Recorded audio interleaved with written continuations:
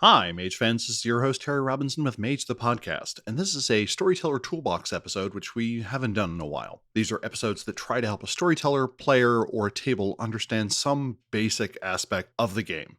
This episode in particular is going to try and answer kind of just two questions. That is, when should one call for a roll, and what does success or failure mean? Standard disclaimer, I'm just a guy who runs Mage and a bunch of other games, but mostly Mage, a lot, mostly for new people. And this is just my approach to how I think about roles.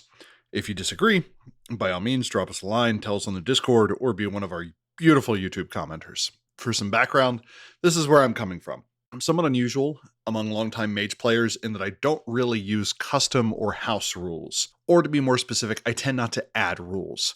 I use the focus system as outlined in M20. I use the sphere effects more or less listed in the core rulebook. I don't really have any house rules. That's not to say I use every possible rule or apply a rule at every possible time.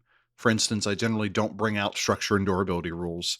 And I think being able to pull dozens of points of quintessence out of a house fire is kind of dumb, but I haven't really added doodads to the game, despite the number of episodes where I'm saying things like, add this from Chronicles or grab this from Torg. I run a lot of one-shots and explain the game a lot. I want my players to be able to then go from my table and be able to play Mage at someone else's table without needing to unlearn too much. I also have this general theory that house rules are sometimes overstated in what they do to a game, and frequently I see them compensating for issues I feel can be dealt with in other ways, which isn't to say they're bad, just that I choose a different method to maybe get to the same place that does not require the same formalization to it. House ruling is also something I just don't really find enjoyable. If you've read any of my Storyteller Vault works, whenever I add a system, it's generally a single roll against static difficulty, or it's a this ability just kind of works thing. I don't like having to touch dice as a storyteller. When I need a random outcome, I tend to draw from a tarot deck, mostly because I have far too many tarot decks, which I don't know if that's a thing or not.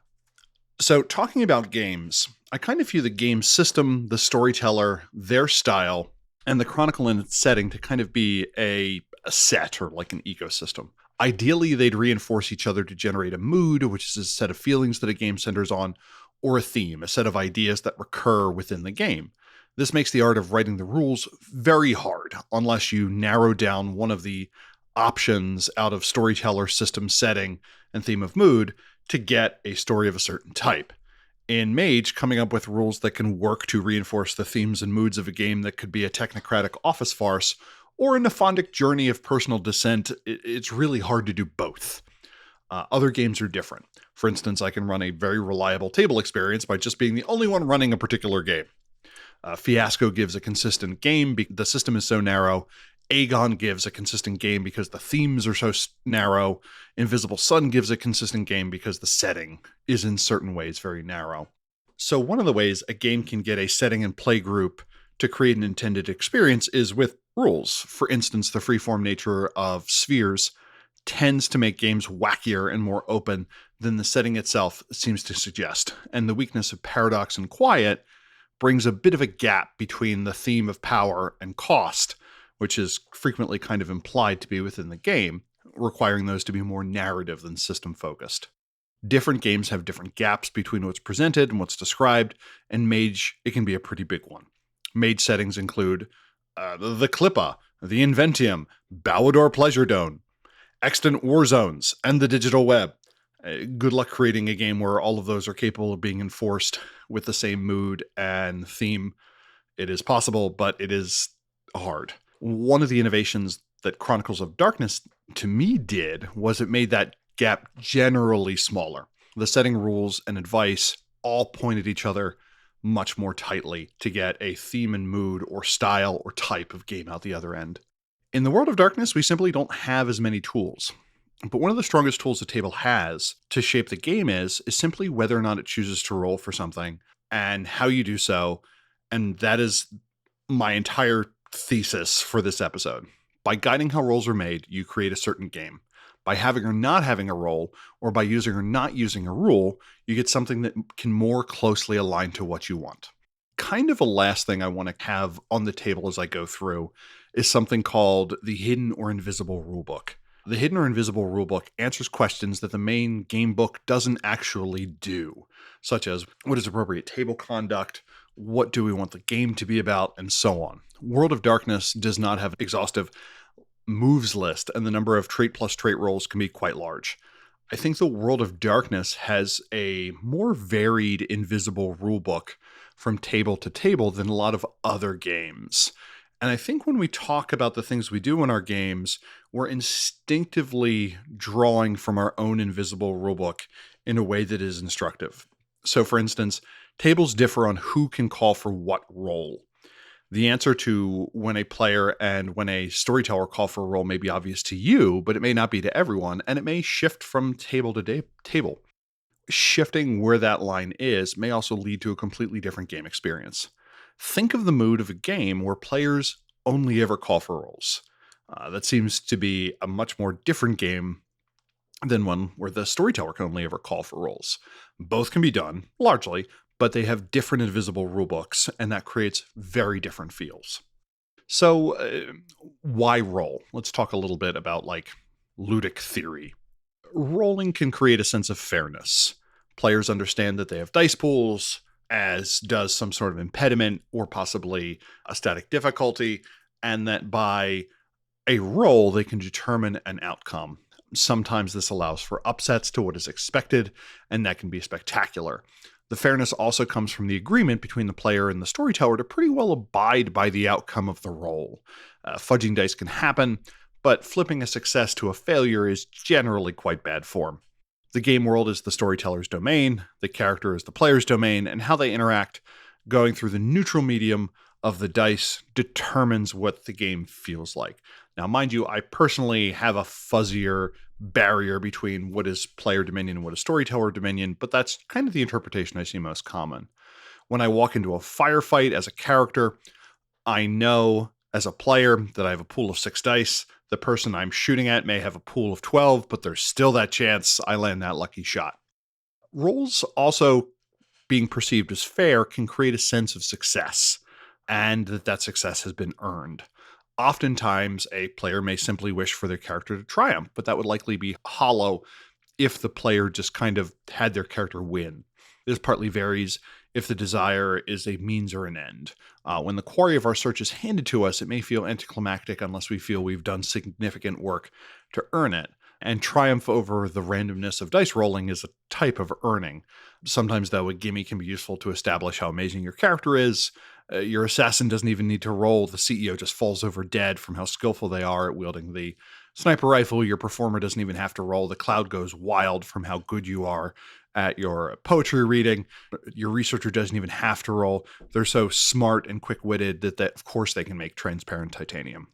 By introducing, though, a chance of failure, the success may feel more legitimate. The act of rolling dice is fun, the click-clack of math rocks. There's a small ritual at many tables to counting up the dice, picking them into your hand, shaking them for an extensive period of time, far longer than is ever really necessary. I frankly find it annoying. The clatter as they land on the table, and then the process of counting and then finally interpreting the outcome of the dice. Everyone at the table gets to participate. I've certainly experienced the thrill of thinking I failed, then realizing that one die went behind a drink glass or under a character sheet, and suddenly I had stolen victory from the jaws of defeat. As a storyteller, rolls buy me time and also gives a opportunity for inspiration and conversation. If you're playing a game where partial successes or failures are something on the table, you're probably looking at a spectrum from like a botch to say 8 successes on a single roll. And if you feel that the entire spectrum needs to be used, this helps guide your thinking as a storyteller. 4 successes is a pretty big success, but not the largest success possible. A failure is a failure, but it's no botch. So the guardrails of the dice help guide us. It also helps inform what the next part of the game story negotiation is going to be, or what the next bit of description is going to be. I may have a player roll to convince a city councilwoman to take a meeting, and I want to think, what does a botch look like? What does this mean Does this mean that the player has offended her or something similar? Does something else intercede? Does she get the meeting, but others are there complicating it? What does 1 success look like? What does 5 success looks like? Is this even a roll that scales, or is it just pass or fail? And this is an opportunity for me to talk to the player about what that should look like.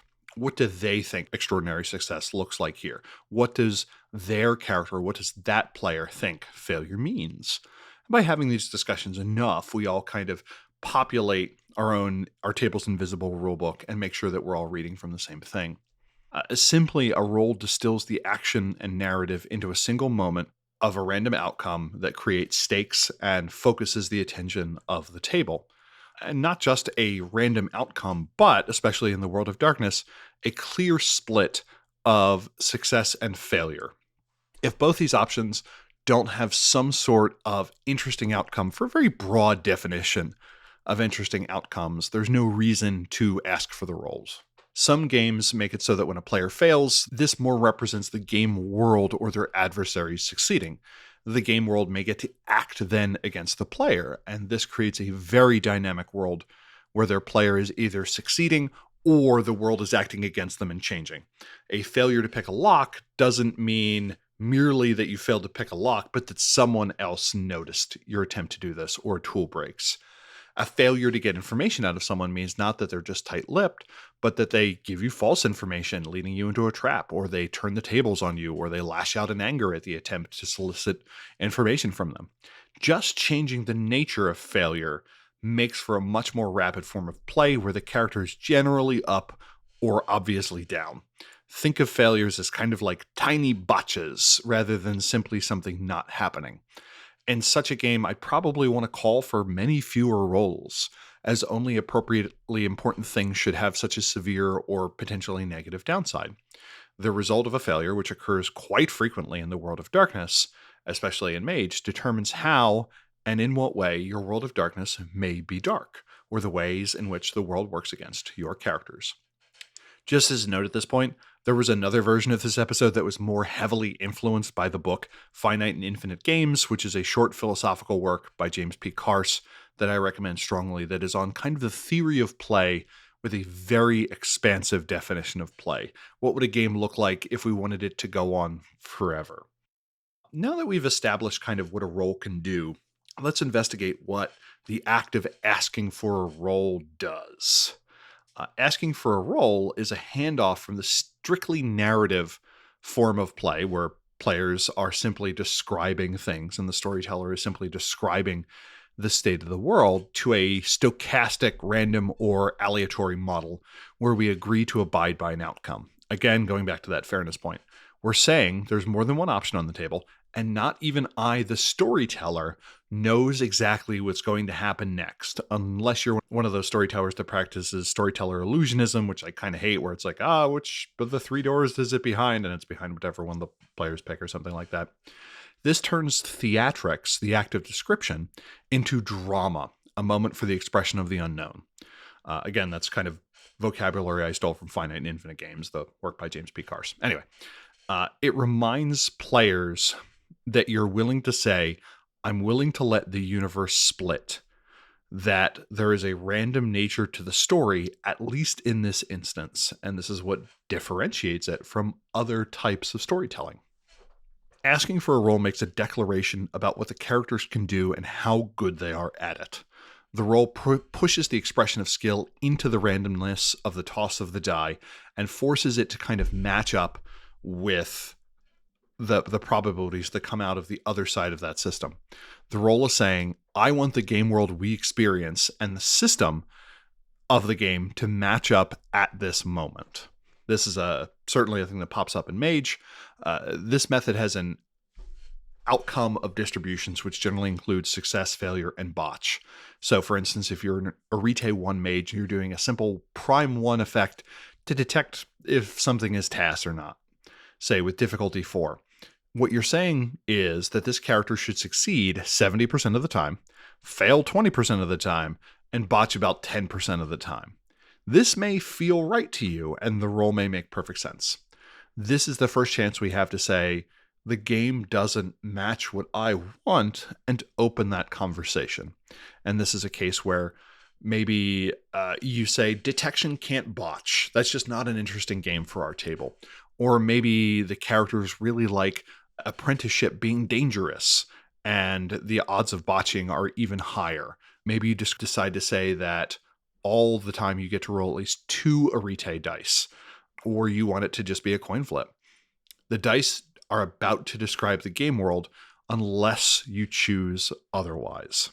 Now, the same character later, with arete 3 trying an effect with difficulty 7, has a roughly 65% chance of succeeding, 25% chance of failing, and 10% chance of botching. That may or may not feel right at the point where we're saying, what do I want the chances of failure to be? We should probably be looking at a percentile system, but there's a number of tables you can find online that basically say these are the number of dice, these are the difficulty that I'm dealing with, this are the odds of success, failure, or botching. So when we call for a roll, we're kind of forcing our game outcomes to briefly align with what those dice outcomes say they would be from a particular statistical distribution.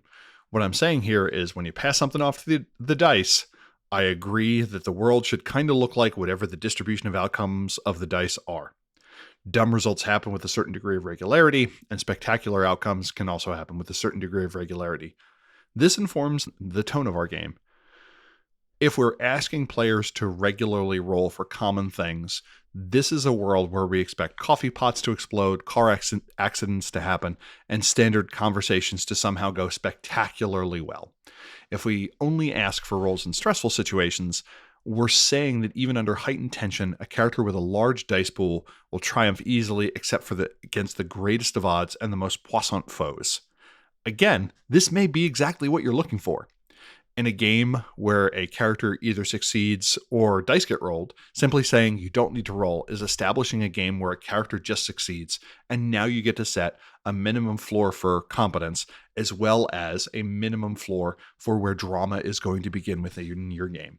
Calling for a roll gives a character and a player the opportunity to call upon resources to express their character and to kind of influence the world. A player may choose to have their character spend a point of willpower to get a success, spend a point of quintessence to reduce the difficulty, request aid, ask for teamwork, use a piece of equipment to improve things, make a maneuver such as aiming. Knowing that the dice roll can fail allows players to express their character's level of concern. If my character is willing to burn scarce willpower to not be rejected outright by the court of the Prince of Flowers in the Shade Realm of Entropy, I'm saying my character thinks this is very important. Willpower is kind of a weird one as to whether or not you consider that to be a character resource or a player resource, but how a character chooses to spend scarce resources is also an expression of how that character acts in the game world. Some storytellers will say in advance when a roll needs to occur. The storyteller may note that they'll need to make a roll to overcome a security system or talk to a customs agent, and that they have a scene to prepare for it, to reduce difficulty, or to figure out what to do. How a character chooses to prepare gives the player a chance to express their character to everyone at the table. How does the group choose to make it past the vault door before the alarm sounds? Again, this is a vote by a player for their character on how they want to spend a scene. A character may simply choose to meditate, feeling that they must simply be ready for what's next. Others may place frantic phone calls, try to plan an escape, try to prevent the alarm from going off, or simply run. All of these options are responses to the knowledge that a roll is coming, and all of these allow for character development. Okay, so some foundational information. Next question is kind of who calls for a roll? Let's start with the storyteller chooses. The choice of who calls for a roll may be a little bit up in the air and allows a player or table to indicate their preferred style of play. Kind of the assumed default is the storyteller will decree or dictate a trait plus trait combination, but opening this up gives you a different game. Imagine if the storyteller only ever calls. That means the storyteller is the gatekeeper to the random and non-random parts of the game. This creates play that is a bit more like a choose your own adventure if at any given point they are simply indicating that you are succeeding or indicating what an outcome is. Now let's take this to kind of an extreme. Imagine attacks all did flat damage unless the storyteller called for a roll. The players are now more or less in a position of being able to figure out how combat or a given encounter is going to go. Imagine this with every other character versus character, whether they be player or NPC led characters like counter magic, curdomane, certain magical effect, foot races, and such. With the randomness gone, players will likely be able to be more calculating and lean specifically on the strengths of their character and kind of plan out a scene ahead of time. I'm not saying that you should do this, but there are cases where things do fixed damage. Falls and explosives generally do fixed amounts that characters get to resist. Consider how the game would feel differently if every weapon did fixed damage based on its type and players only had to roll to hit. What if dodge subtracted a fixed number of successes when you simply declared a dodge based on the condition from an attack? A high dodge character can now have this very stylized combat encounter with an almost balletic weaving across a ballroom floor after gunfire breaks out at a dance soiree. The decision and expectation of who gets to call for a roll and when what happens heavily changes the shape of our game. The roll now is a request to reach outside of those assumed results. Your table may heavily use the don't need to roll for it if your dice pool is equal to or greater than the difficulty. Let's take that to an extreme and say that applies to every roll that's not damage. What of a game where you just compare dice pools to difficulties ahead of time? 7 dice to climb up the moving shipping container, but you need 8. Ain't gonna happen or you have to roll. Now your character later has that 8th die. It is assured you can now parkour across the port pursuing the cultists. What if magic were the only case where dice came out and dice were the representation that magic was being used? Only rolls for and influenced by magic would receive this kind of random output. And now we have a game where magic is not just mechanically speaking special, but ludically special. The dice come out, meaning that there is magic at work. Again, I'm not saying to do this, but I think the thought exercise gives you an idea of just the role the dice play and influencing the game. In Invisible Sun, if a second die is being rolled, it is because magic is being used. If a second success is needed, it is only achievable through magic. There is a mechanical and ludic separation between the magical and non-magical portions of the system. I feel like most people default to the storyteller calling for dice rolls. Let's kind of explore that other half. What if the players were to call? The first case where players lead with dice rolls are for games where the table does what I call lead by mechanic. Players with backgrounds with certain other tabletop RPGs tend to do things like saying, I'm going to roll perception plus investigate on the crime scene, as if the mechanic were being applied like a salve or an ointment to the game or the scenario. I'm not going to say this is wrong, because it does have the benefit of certainly declaring player intent, but it does have a certain feel to it if it's normal, and this is how your table works. A player may call for a roll to signal that they're done role-playing. On the other hand, in this kind of game, the player is really never describing what happens before an action takes place, which again is okay. There's other cases where maybe they only describe it after, or that's expectation of the storyteller. On the other hand, a player may call for a roll to signal they're done role-playing. I've certainly played in games where there was some magic phrase the GM wanted me to say to an NPC to get a vital clue, or for me to notice something, or they were just waiting for me to trip up, and I was just tired of whatever back and forth was happening.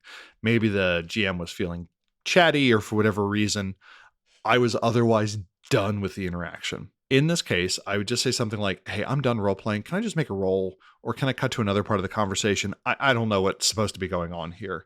I have a pretty high willingness to kind of pop up that level and say, hey, what are we actually doing here? Essentially, what I'm saying is I'm willing to trade the possibility of a sure win if I continued this weird back and forth in exchange for not having to continue with it and letting some randomness creep in. A player may call for a roll as kind of a hand raise to indicate their characters are more capable than them. So a player with no background in crime scene investigation, not even knowing what the appropriate wording is, may simply say, hey, can I roll perception plus investigate? The storyteller can use this as an opportunity to ask what they're looking for, not even maybe requiring a roll and just using the request as a signal to say, this is the general direction I want to go. Maybe A player has no background in diplomacy or is terribly introverted and doesn't even know how to start a conversation outside of certain kind of given contrivances. All of these options are fine. And these are indications from the player, I want to change the nature of this interaction. A player may call for a roll to generate a sense of progress or to gain finality. For instance, a player has their character spend considerable time investigating a crime scene in detail. They ask about blood patterns, knife slashes, powder burns, whether or not something looks like it's moved, and just about every button they've ever seen pressed on NCIS or something like that. If the ST hasn't broadcasted, there's nothing else here. A player can kind of continue to ask questions to the point of boredom or exhaustion. This can be short-circuited by saying, hey, is there anything else I missed? Others may prefer to roll a die as just kind of a cleanup mechanic. Many games will have a meta-narrative conceit that successes on information gathering rolls should result in right information, even if the character can't tell. So in the above example, after, say, 5 or 6 questions the player asks, I'd like to make a roll to make sure I didn't miss anything. This gives the storyteller the opportunity to maybe add clues if they feel they may not have provided enough already. Remove clues if the players have been just doing a bang-up job and they're afraid they're going to tear through the mystery too fast. Introduce a boon, such as finding a concealed useful item, or maybe even give them successes to bank for later. Other players may request to roll to kind of cross-check this. And now everyone got to have the feeling of participating, even if ultimately that yielded no additional information about the scene or otherwise didn't change the state of the game except for to grant that sense of finality. A storyteller may always allow the player to respond with a roll in case of surprise or alarm. I always say at my table that I will always let you roll to avoid traps and major changes and other surprises, because I just don't want to spend the game having characters throw sticks through doors. If this etiquette is established, the players can simply narrate important character actions and not worry about constantly checking for traps. And if a trap is present, characters get to retroactively roll. So this is kind of another case where how you choose to deal with this set of scenarios lets you create or remove tension and help control the pace of play. Instead of 100 questions and worrying about a character accidentally ruining evidence by not stating that they took their shoes off before entering the crime scene, the storyteller will just tell them to roll if there is a peril or error that is notable that should be avoided. This is a way at a table to indicate if the player or the character, more importantly, is embodying competence. Some people may want to feel their character is smarter than them, while others want to show how smart they are by playing out their character's skill. Both are fine, but realize both exist. A storyteller will generally call for a roll in other cases when a random result is desired or the game conceit of the table calls for it. My next question, besides who does the roll, is when does the roll occur in narration? This again is going to vary by table. 2 broad classes are roll then narrate. The other is narrate then roll. Narrate then roll is the most common seemingly way of doing it for non-combat actions. So a character indicates that they want to case a scene and begin describing how they look through what's there. They talk about looking for bullet casings, picking up scraps of fabric, and so on. Now let's consider what this could mean. Success means they found something. The bullet casing is still warm. It was fired very recently and it's high caliber. Awesome. We now know something about the gunfight. Failure. This is where things start to get interesting. Did the player case the scene wrong? Did they handle the evidence improperly? And now we're kind of restricted because the act of narrating what the character did to be able to do the thing that triggered the action that made the roll is kind of already in the narrative record. Some tables may split the difference and say, I'd like to look for the following. A botch. Now we've kind of actually worked into a corner. Either the character fails spectacularly or does something to interrupt their own action in most cases, like cross-contaminating the evidence. Narrate then roll feels like the natural option, but sometimes we want to flip it. And if we do, we can get to kind of a different game space. Let's talk about roll then narrate. In combat, we're frequently rolling then narrating. Someone with the sword rolls, and if it fails, you get to say how you missed, or they dodged, or they parried, Or if you succeed, you get to get real detailed with what you did with your, say, single success as you graze someone's arm, causing light bleeding, but you clearly cut their shirt to tangles and it catches their arm or something like that, complicating things for the next round. Your botch, you get to talk about how your sword got stuck or you got distracted. And if there's an egregious number of successes, maybe you have a very stylized high action game where you talk about throwing a fusillade of knives or kunai at the wall to run up it so you can like kick the bad guy in the head or something. This works in this case, the roll then narrate, because we know what the action looks like and we know what the outcome range is. The goal of combat is generally, but not always, harm, or to impede someone, or to prevent someone. We know what success looks like, and it isn't always the case with other types of roles. It's hard for me to describe to the storyteller what the success of my investigation looks like because I don't know what the clues are. If we already knew what the clues were and how they would turn up, it wouldn't really be an investigation. But there's another way to roll than narrate. Instead of saying, well, what does your character do? You can do something like, what's your character's goal? Maybe the player says, gather facts about a firefight. And then you say, give me a perception plus investigate roll or something similar. And the player rolls 4 successes. They know they're going to get useful information, and that you say for each success, they get to ask a question. The first question they ask is, what kind of weapon was used? And now the storyteller could narrate how they find the still hot 45 caliber casing. This gives the player much more dramatic power in terms of what they know at the cost of losing theatric power because they are no longer describing necessarily how it happens. A compromise could be the storyteller says the gun was 45 caliber. What from the scene gave it away? And the player can say they figured it out from how the discharge echoed, maybe from powder burns they found in clothing, the heft with which the gun seemed to bounce in the attacker's sweatshirt, or from that found bullet casing. This then raises the question, why didn't they notice that with surety at the beginning? Again, every method is going to have some sort of trade-off. Failures and botches can now also represent something besides player incompetence. You get 0 successes, but you're still a skilled crime scene investigator. What does that mean?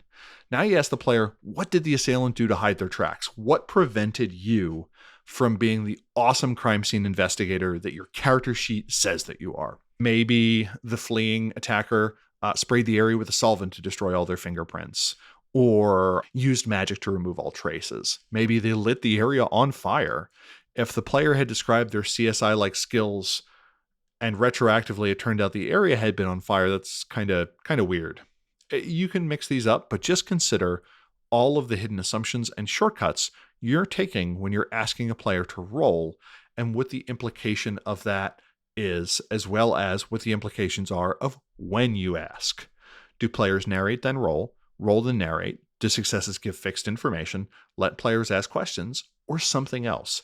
Who gets to describe the scene?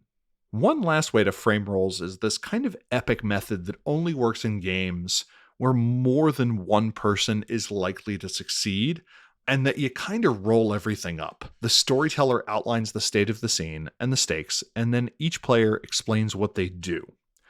All the information is more or less on the table, and the question is, who gets the triumph of narrating? So let's go back to our investigation scene. The storyteller says, the gunman has fled from the scene, escaping through a fire ladder, which they then pull up behind them. How do you find their identity?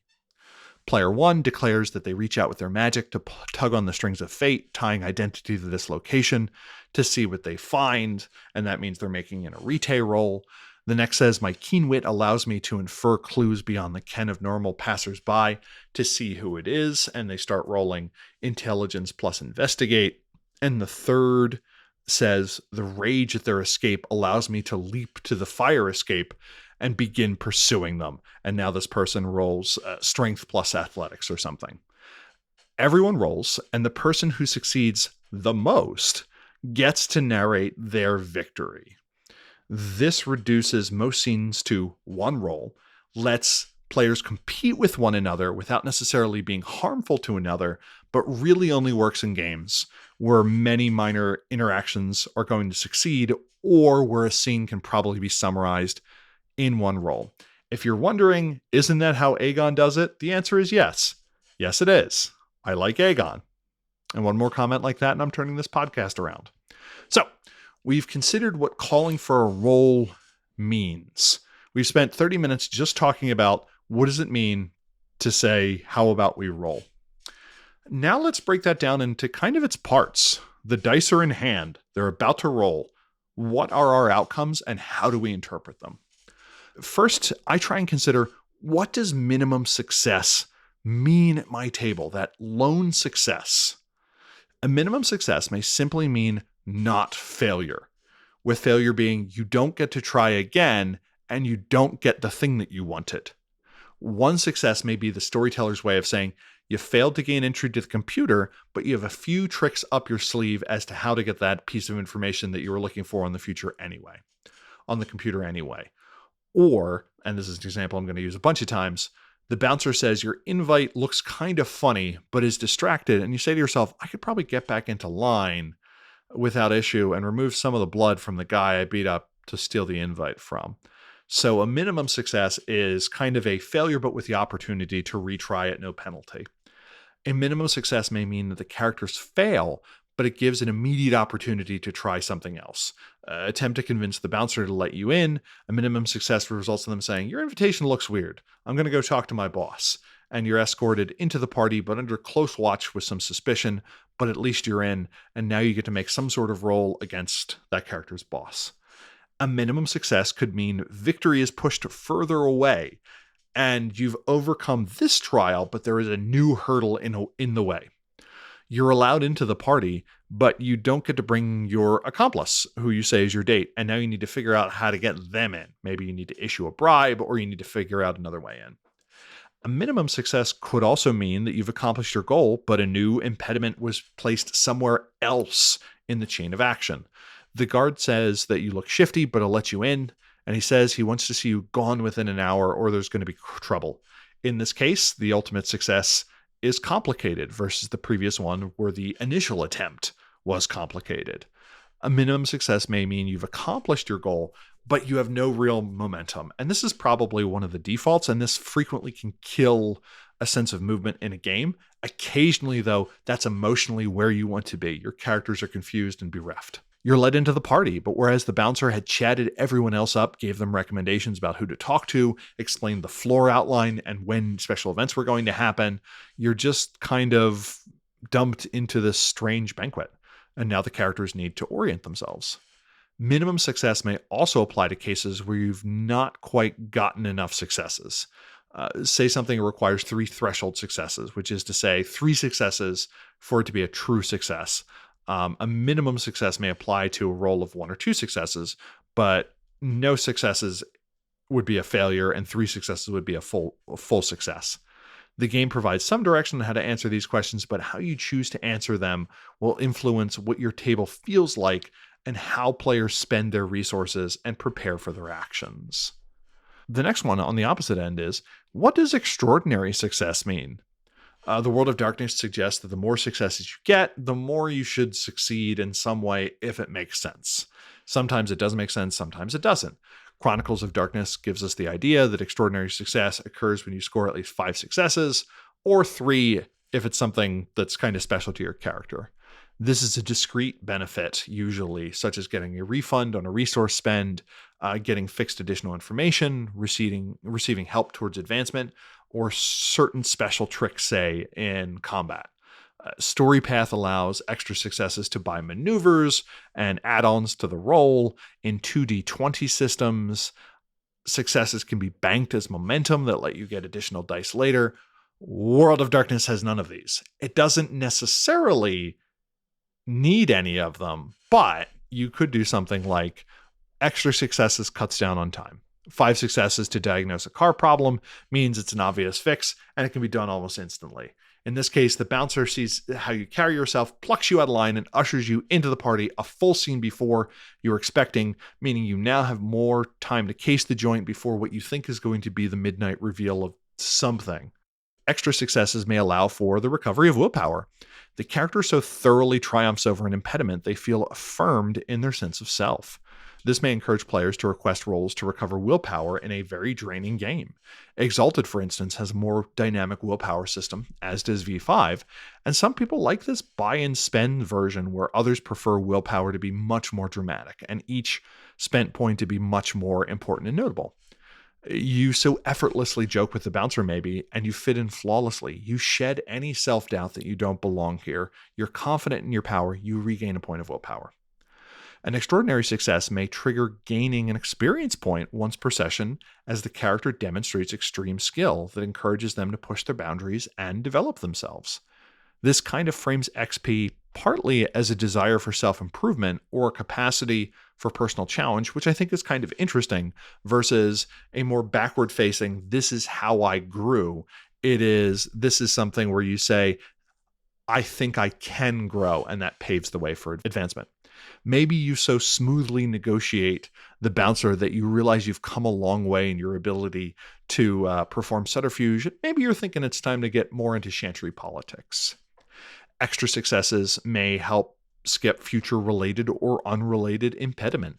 The guard senses that you're really going to add to this get together and directs you immediately to the second floor party that's accessible through the library. You've already bypassed a couple of scenes that it was going to take for you to do. You get to go immediately to that select event. Maybe it allows for player narration. And powered by the Apocalypse systems, one way of discussing successes and failures is on a Dynamite 12 plus success, the player gets to do all the talking. On a success, the player gets to do most of the talking. On a partial success, the player and the GM both talk. And on a failure, the GM talks. Here we say, you've achieved extraordinary success. What do you want to have happen? This breaks the narrative illusion, but may let a player air their biggest concern. They may want something like, I'm really worried about a fight breaking out. I want this character to have my back. Maybe that never occurred to you. Maybe violence wasn't in your plan, but suddenly it fits in. Maybe it never occurred to you that the people just working here could just be working stiffs and wouldn't necessarily be mind-controlled thralls of whoever is throwing this magical soiree.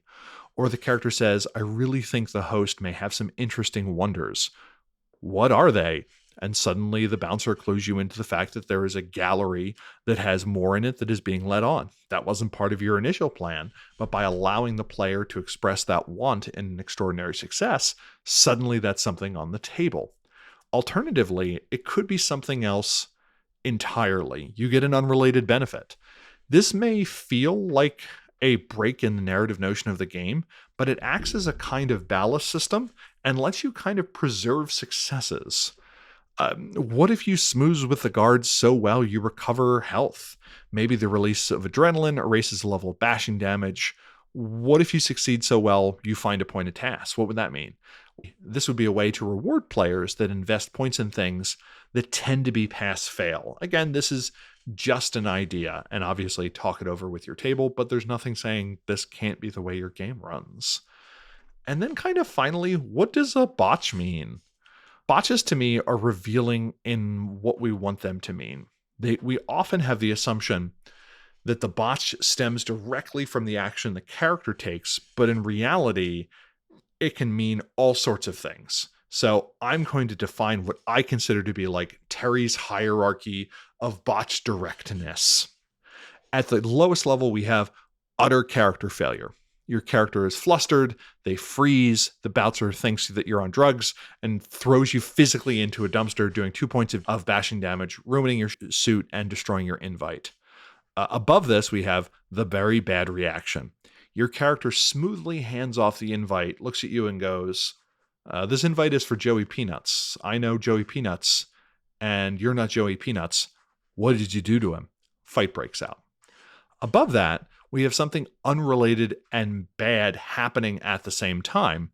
Your character hands over the invitation and begins smoothly talking when a party goer comes out of the party, vomits on your character's suit, or maybe someone sees that you have Joey Peanuts' invitation and tries to abduct you because they have business with Joey Peanuts.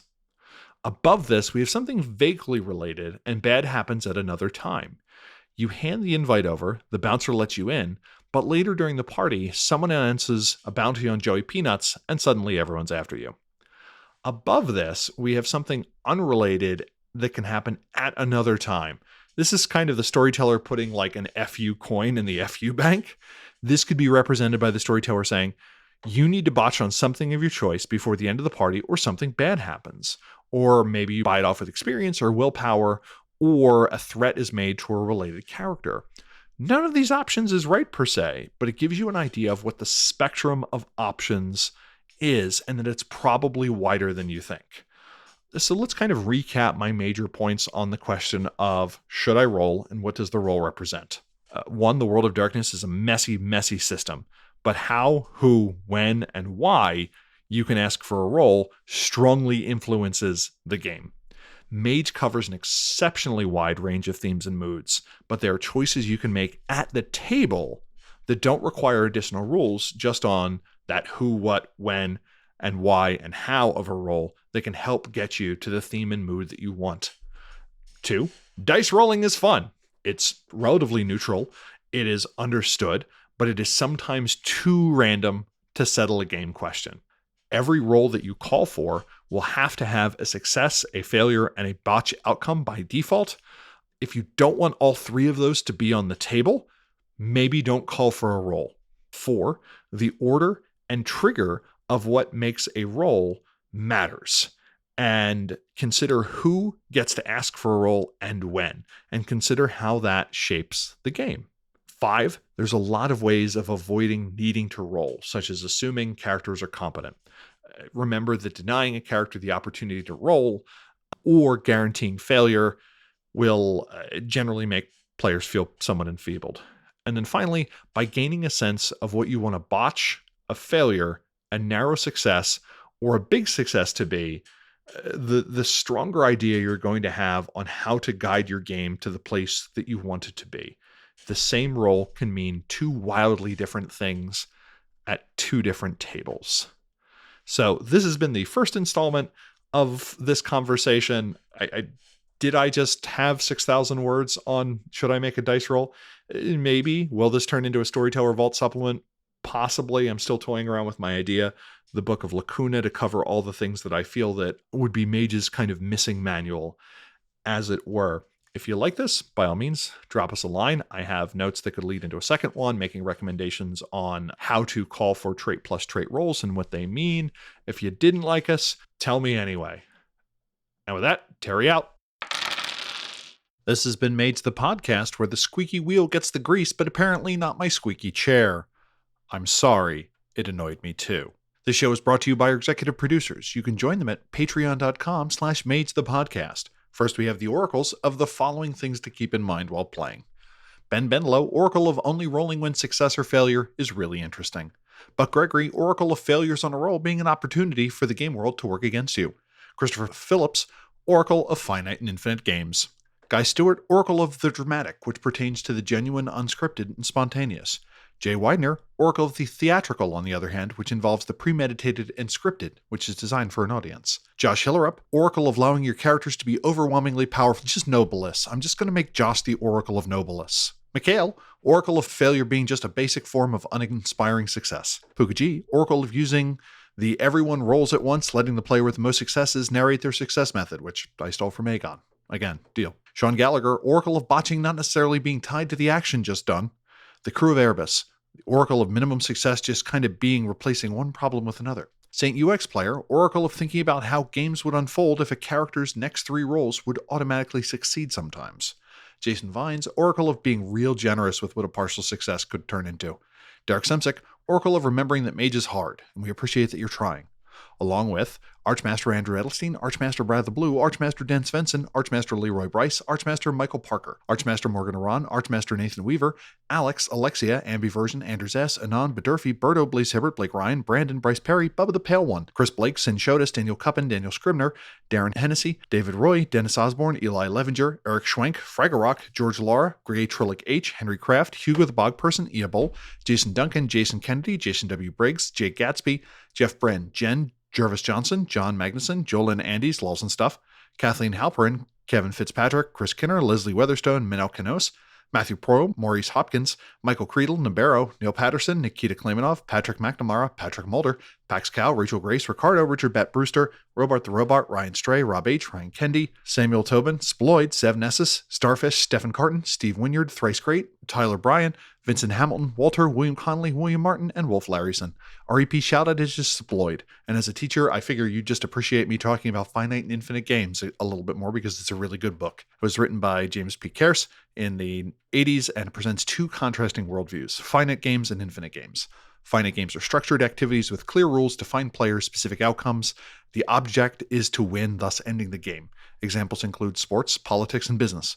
Players compete within established boundaries, and the focus is on achieving a definite victory. Infinite games, in contrast, are unbounding and evolving. The primary goal is to continue playing and to perpetuate the game. Rules are flexible and can change, and the participants might alter over time. The emphasis is on sustaining the play and adapting to new circumstances, fostering creativity and innovation. Life, love, and culture are often viewed as infinite games, where the focus is on ongoing participation rather than victory.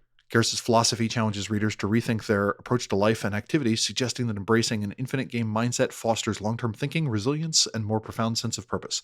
It encourages viewing challenges as opportunities for growth rather than merely obstacles to be overcome, emphasizing the importance of sustaining engagement and continuously evolving. Sployd, thanks for your support. If you'd rather listen on YouTube, search Mage the Podcast on YouTube to find our full library there. If you super liked this episode or super didn't, drop us a line at magethepodcast@gmail.com or at Mage the Podcast on Twitter. We have a hub and Discord community at discord.me/Mage the Podcast. Mage the Podcast is also on Mastodon, on dice.camp, at Mage the Podcast. If you like us, please give us a review on the platform of your choosing or tell a friend about us. Also go to magethepodcast.com for show notes and all of our previous shows. Now go change reality. Bye. That was so much me talking. That was just me talking followed by me talking. Why did I do that? Gah!